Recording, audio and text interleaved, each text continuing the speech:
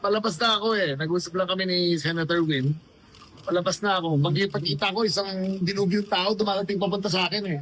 Kung hindi ko protect ang sarili ko, may pituan na yun eh. Madadagadan ako. So I have to, hindi, I have to protect myself kasi siguro they were mga 50 sila eh. Diba? Pumunta ako dito para mag-confirm lang kay Senwin regarding security procedures. Nung paalis na ako, biglang nagdilubyo na rito, I just had to protect myself. There was no exchanges, there was no punches, wala naman. Hindi ko na nasaktan. But I didn't know. Hindi ko alam na parating sila. Pinoprotektahan niya daw yung sarili niya. Panoorin nga natin.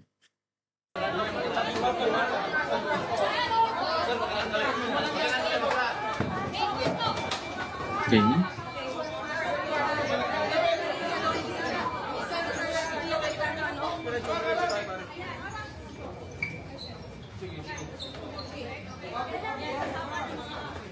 Mm-hmm.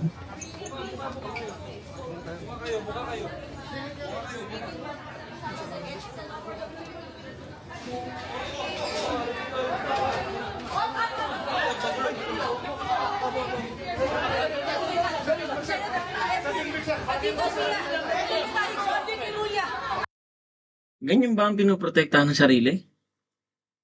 Pumapasok ka sa gitna? Kitang-kita naman guys, di ba? Sinasalubong niya. Ang luwang-luwang sa gilid.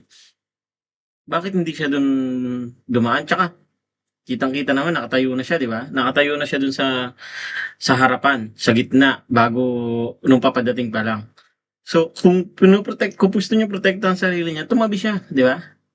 Hindi yung papasukin niya yung nasa gitna. At saka, kitang-kita niya naman. Isa pa, play natin. O, di ba? Pilit niyang pinapasok sa gitna. Tingnan pa natin ibang angulo. Okay. Okay, so nakapasok yung mga Philippine Marines na kasama sa guests for the Blue Ribbon Committee at isinama sila ni Senator Pia Cayetano. Up. Di ba? Nakikipagbuno siya. Talagang pinapasok niya yung gitna. Talagang binabalyan niya si Senator Robin. Tingnan nyo, pati yung babae. Oh.